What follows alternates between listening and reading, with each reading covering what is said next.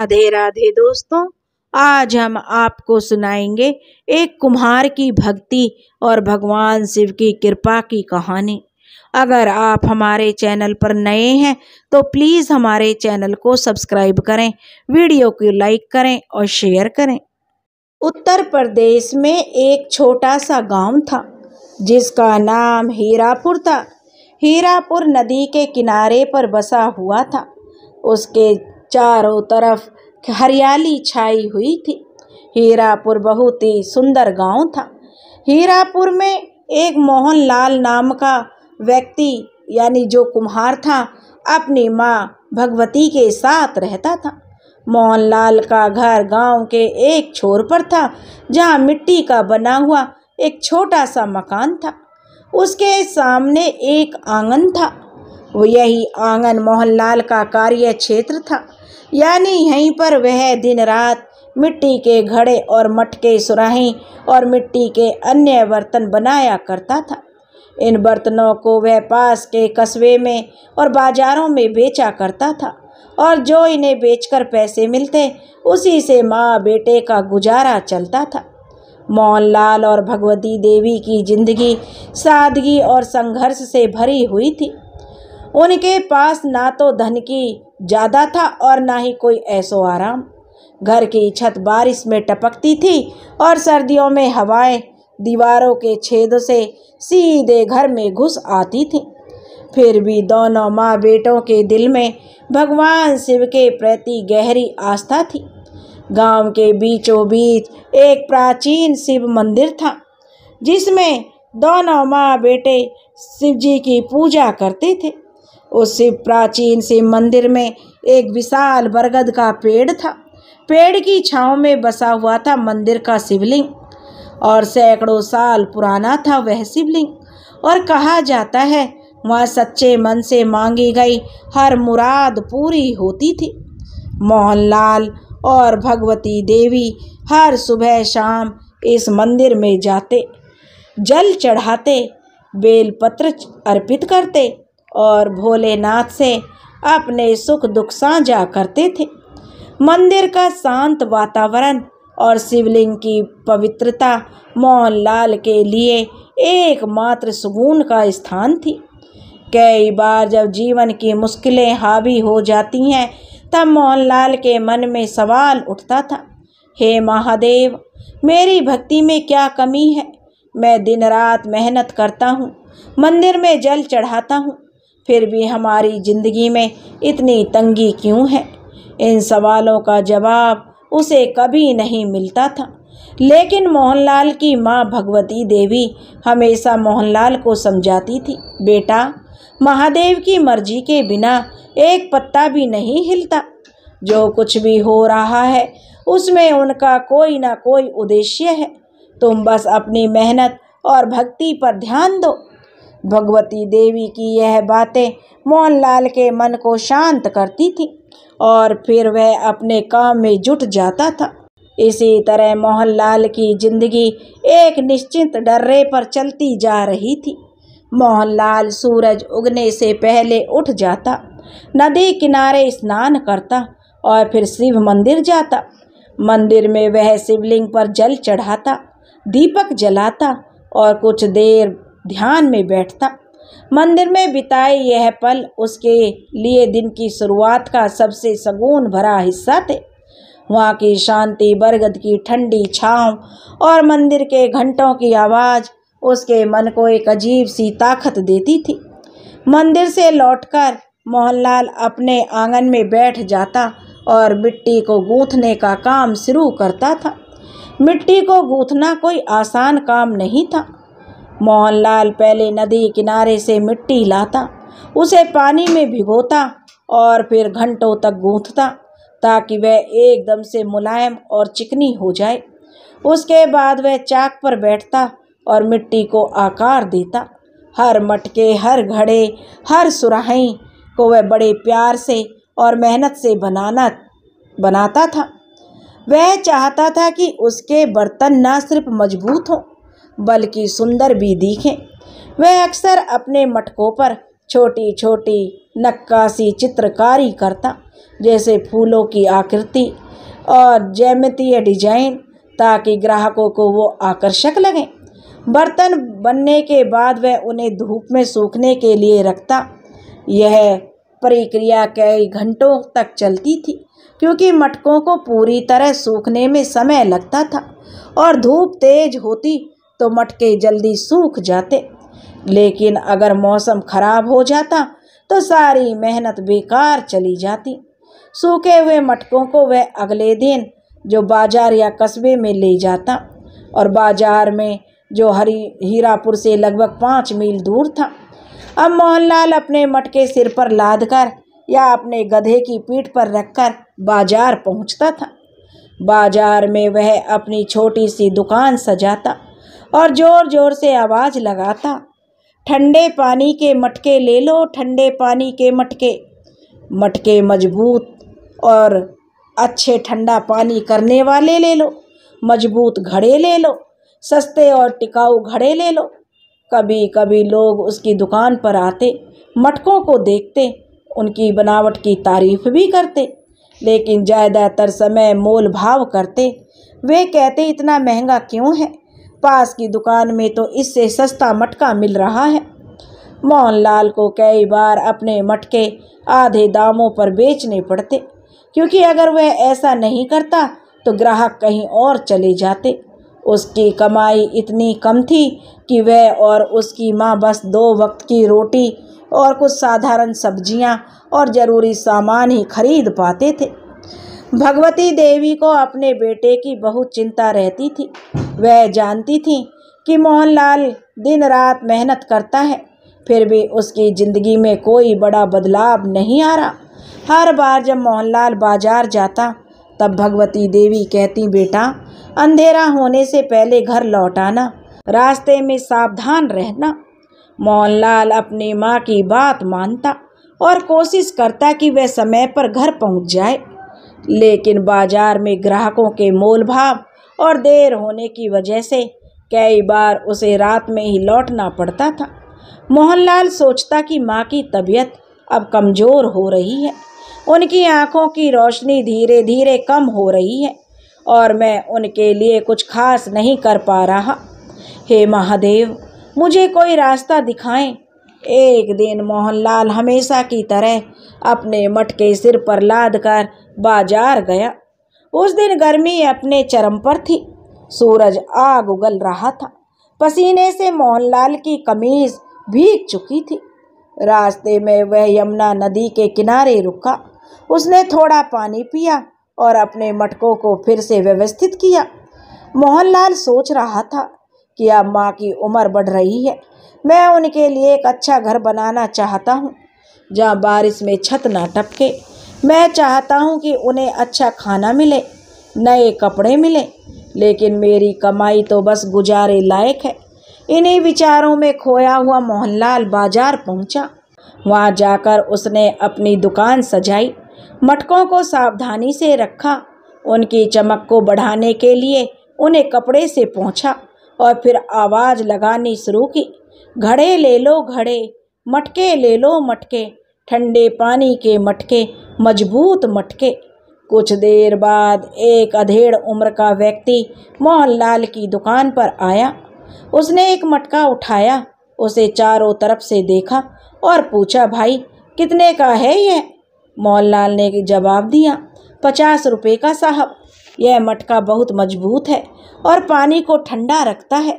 उस व्यक्ति ने मटके को फिर से देखा और बोला, 50 रुपये तो बहुत ज़्यादा हैं, 30 रुपये में दे दो। मोहनलाल ने सोचा, दोपहर हो चुकी है, अभी तक एक भी मटका नहीं बिका। अगर यह ग्राहक भी चला गया तो आज का दिन भी खाली जाएगा। इसलिए मजबूरी में मोहनलाल ने उसे मटका जो 30 रुपये में बेच दिया। इसके बाद कुछ और ग्राहक आए, लेकिन हर बार मोल भाव हुआ। एक ने 40 रुपये में मटका लिया, दूसरे ने 25 रुपये में। दिन ढलते ढलते मोहनलाल के सारे मटके बिक गए, लेकिन कीमत इतनी कम थी कि उसका मन उदास हो गया। जब वह अपनी कमाई गिनने बैठा तो उसे पता चला कि उस दिन उसने मुश्किल से 100 रुपये कमाए थे।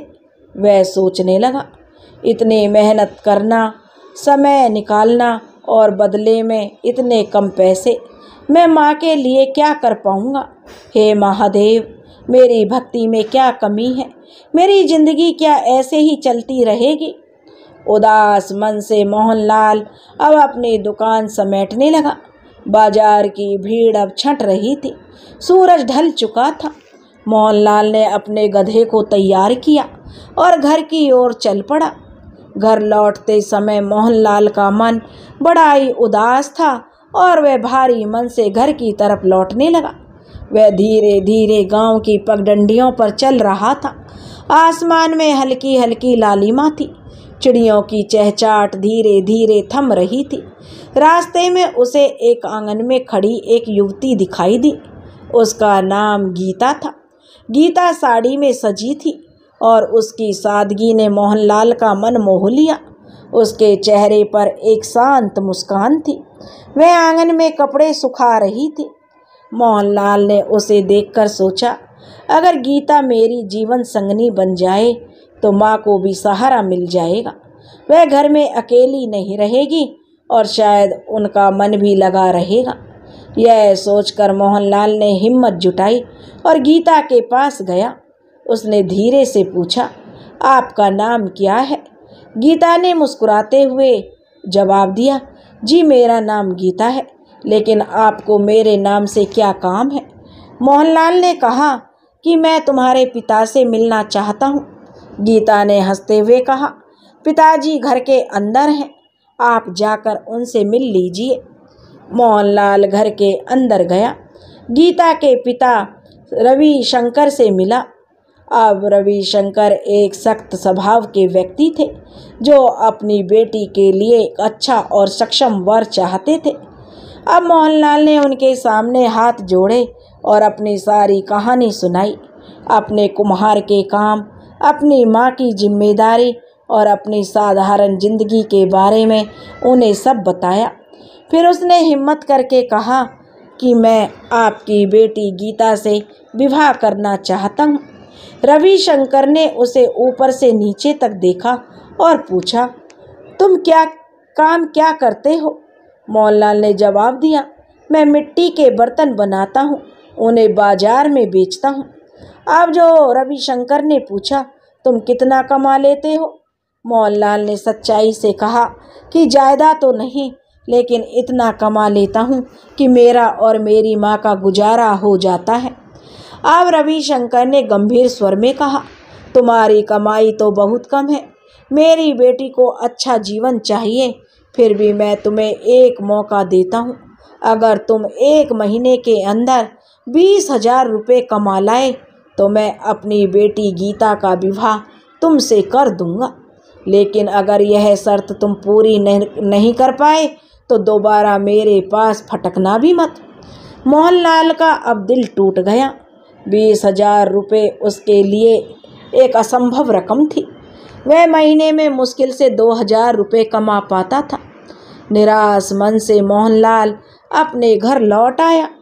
घर पहुंचकर उसने अपनी माँ को सारी बात बताई। भगवती देवी ने अपने बेटे को गले लगाया और कहा, बेटा चिंता मत कर, महादेव पर भरोसा रख, भोलेनाथ सब ठीक करेंगे। अगर वह चाहेंगे तो सब ठीक हो जाएगा। तुम बस अपनी मेहनत और भक्ति जारी रखो। अगले दिन मोहनलाल ने फिर से हिम्मत जुटाई और नए मटके बनाए। उसने रात दिन मेहनत की और हर मटके को और भी खूबसूरती से घड़ा। वह चाहता था इस बार उसके मटके जो अच्छी कीमत पर बिके, उसे अच्छी उनकी बाजार में कीमत मिले, क्योंकि सुंदर मटके बनाएगा तो कीमत भी अच्छी मिलेगी। वह चाहता था कि वह जो उन्हें बाजार में बेचकर अच्छे दाम इकट्ठे कर लेगा। मटके बनाने के बाद मोहनलाल उन्हें सूखने के लिए आंगन में रख दिए। अब मोहनलाल की माँ भगवती देवी ने कहा, बेटा मैं पास के गांव में अपनी सहेली से मिलने जा रही हूँ। उसकी तबीयत ठीक नहीं है। मैं शाम तक लौट आऊँगी। तुम अपना ख्याल रखना। श्यामलाल ने हामी भरी और माँ के जाने के बाद खाना खाकर आराम करने लगा। तभी अचानक आसमान में काले काले बादल छा गए। तेज बारिश शुरू हो गई। बारिश इतनी जोरदार थी कि मोहनलाल के सारे मटके भीग गए। जब मोहनलाल की नींद खुली तो उसने देखा कि उसके दिन रात की मेहनत पानी में बह गई थी। सारे मटके गीली मिट्टी में बदल चुके थे। अब वह उदास होकर आंगन में बैठ गया और भोलेनाथ को याद करते हुए बोला, हे महादेव, हम गरीबों की ही क्यों इतनी परीक्षा लेते हो? मैंने क्या गलती की है जो मेरे साथ ऐसा हो रहा है? मैं तो बस अपनी माँ और अपने परिवार के लिए कुछ अच्छा करना चाहता हूँ। तभी भगवती देवी भी लौट आई। उन्होंने मोहनलाल को उदास देखा और पूछा, क्या हुआ बेटा मोहनलाल? तब मोहनलाल ने सारी बात अपनी माँ को बताई। उसकी आंखों में आंसू थे। उसका मन टूट चुका था। भगवती देवी ने उसे सांत्वना दी और कहा, बेटा सब्र रख। भोलेनाथ की मर्जी के बिना कुछ नहीं होता। जो हुआ उसमें भी उनका कोई उद्देश्य होगा। भगवान जो करते हैं अच्छे के लिए करते हैं। हमें बस उन पर भरोसा रखना चाहिए। अगले दिन मोहनलाल ने फिर से हिम्मत जुटाई और नए मटके बनाए। वह उन मटकों को लेकर बाजार गया, लेकिन उस दिन भी उसे सही दाम नहीं मिले। उस दिन गर्मी बहुत थी, इसलिए मोहनलाल थककर एक बरगद के पेड़ की छांव में बैठ गया। बैठे बैठे उसकी आंख लग गई। तभी एक साधु बाबा उसी रास्ते से गुजर रहे थे। उनके लंबे सफ़ेद बाल थे। चेहरा शांत और तेजस्वी था। उनकी आंखों में एक अजीब सी करुणा झलक रही थी। उन्होंने मोहनलाल को सोते हुए देखा और उसे जगाया। बेटा, मुझे बहुत भूख और प्यास लगी है। क्या तुम मेरे लिए कुछ खाने पीने का इंतजाम कर सकते हो? मोहनलाल ने साधु बाबा को देखा। उनके चेहरे पर एक ऐसी शांति थी जो उसे मंदिर के शिवलिंग की याद दिला रही थी। तब मोहनलाल ने कहा, बाबा, मेरे पास कुछ नहीं है। मेरे साथ आप मेरे घर चलिए। मैं आपके लिए खाने का इंतजाम करता हूँ। तब वह साधु बाबा को अपने घर ले आया। उसने अपनी माँ को जो खाना बनाने के लिए कहा। भगवती देवी ने सादा लेकिन स्वादिष्ट खाना बनाया। दाल, रोटी और थोड़ी सी सब्जी। उसने खाना महात्मा के सामने परोसा और हाथ जोड़कर कहा, बाबा, जो हमारे पास था वो आपके सामने है, इसे ग्रहण कीजिए। साधु बाबा ने खाना खाया और मोहनलाल से पूछा, बेटा, तुम कौन हो और क्या काम करते हो? मोहनलाल ने अपनी सारी कहानी साधु बाबा को सुनाई।